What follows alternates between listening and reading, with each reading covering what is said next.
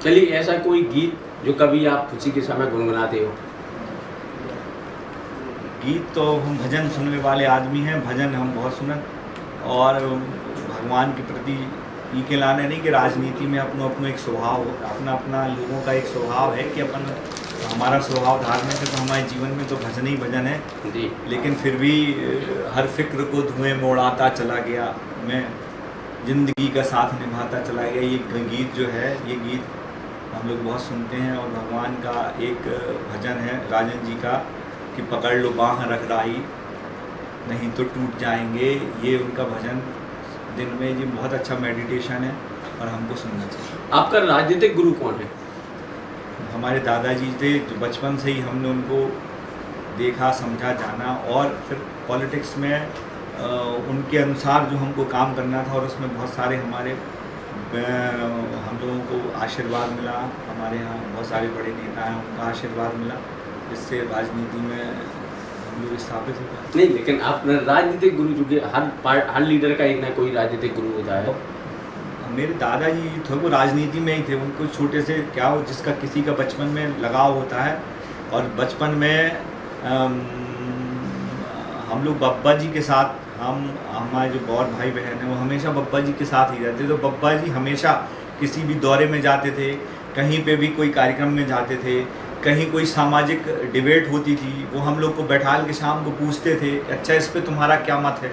जबकि हम लोग उस समय छोटे छोटे थे, हम लोग को लगता था, वो कहते थे पहले पेपर का वो पढ़ो, बीच का आर्टिकल पढ़ो और फिर शाम को पूछते थे उसमें कि तुमको क्या, तुम्हारा क्या मत है इसमें। इससे हम लोगों को अपने को डेवलप करने में भी रहा कि हम एक अपनी एक विज़न के साथ आज हम ज़िंदगी भी विज़न के साथ जीते और राजनीति भी विज़न के साथ जीते। चलिए, एक हमने यूट्यूब पे आपका वीडियो देखा जिसमें आपने राजनीतिक गुरु बरुआ जी का नाम लिया था, तो क्या परिस्थिति के हिसाब से राजनीतिक गुरु भी बदलते हैं? नहीं नहीं, ऐसा कुछ नहीं। लेकिन हमने वीडियो देखा था तो देखा होगा, तो ये हमने आपसे कहा ना कि बहुत सारे राजनीतिक के सफ़र में बरुआ जी भाई साहब हैं, केशव जी भाई साहब हैं, बिहारी जी भाई साहब आए, आशुतोष जी भाई साहब आए। बरुआ जी ने हम लोग को विद्यार्थी परिषद से ला के भारतीय जनता पार्टी में सेट किया।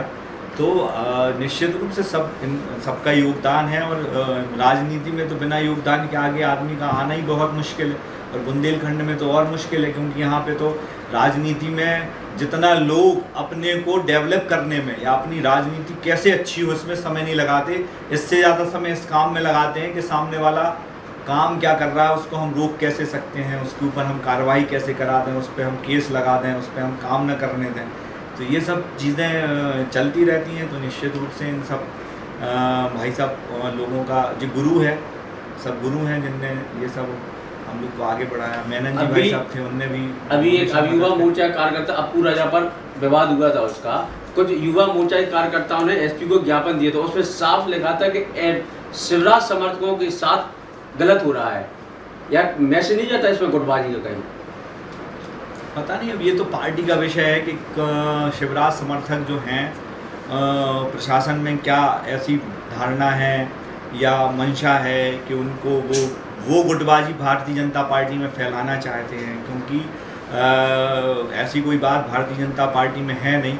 और अप्पू राजा का भी जो प्रकरण था, वो अप्पू राजा का प्रकरण भी पारिवारिक प्रकरण था, कोई संपत्ति की लड़ाई नहीं थी। एक क्षणिक किसी दुर्घटना बस दो भाइयों के बीच में हुआ विवाद था और उसको इतना रंग दे दिया गया और अप्पू राजा पे ऐसे कार्रवाई होने लगी कि जैसे अप्पू राजा के ऊपर 25 केस पहले से चल रहे हैं। पहला ऐसा केस था, ना कोई ज़मीन की लड़ाई है, वो उनके चाचा चचेरे भाई हैं, चचेरे भाइयों की कहा सुनी हो गई। एक भाई ने दूसरे भाई को अपने घर में बंद कर लिया, उसके बेटे उसको बचाने चले गए और इस दौरान कुछ हाथापाई, किसी को कोई गंभीर चोट नहीं, किसी को कुछ नहीं, लेकिन विरोधी उसको ऐसे प्रस्तुत कर रहे थे कि जैसे बहुत बड़ा वो, और उस दौरान किसी ने दिया होगा। सरकार आपकी है, अधिकारी आपके हैं, तो फिर कैसे संभव हुआ? आप बता रहे कि पुलिस की कार्रवाई गलत हुई है, कैसे संभव है जी? सब संभव है। आजकल का जो समय है, ये पुलिस कोई इस समय भारतीय जनता पार्टी के चूँकि जितने जनप्रतिनिधि थे वो कांग्रेस के विधायक यहाँ से ज़्यादा जीते थे और प्रशासन की हमेशा से सोच ये रहती है कि जो निर्वाचित जनप्रतिनिधि है उनसे ही वो हर समय उनसे उनके सरकार रहते हुए भी तभी लाभ तभी मिलता है, तभी पार्टियां इतनी मेहनत करती हैं कि हमारा जनप्रतिनिधि जीत के आए तो हम आपके क्षेत्र का विकास करेंगे। हमने उपचुनाव में भी देखा है तो उन जनप्रतिनिधियों का भी फर्क पड़ता है। और प्रशासन चूंकि कानूनी रूप से कार्य करता है और कानून के अनुसार वो जो निर्वाचित प्रतिनिधि हैं वो उनसे संपर्क में रहते हैं। और इस समय भारतीय जनता पार्टी के सिर्फ 2 निर्वाचित विधायक हैं और सांसद जी का क्षेत्र बड़ा है। सांसद जी के लिए संभव नहीं कि वो हर विधानसभा क्षेत्र में इतना इंटरफियर करें। हमारे जनप्रतिनिधि ना होने से ये समस्या है कि प्रशासन में मैसेज कन्वे होने में कोई दिक्कत।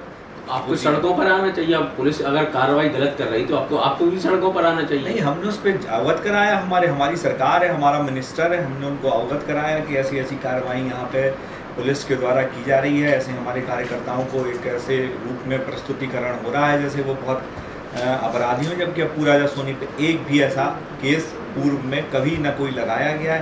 और सरपंची का उनका विवाद है। सरपंची के जो अन्य दावेदार हैं और वो जिले की राजनीति का फ़ायदा उठाकर उसको प्रताड़ित कर रहे हैं।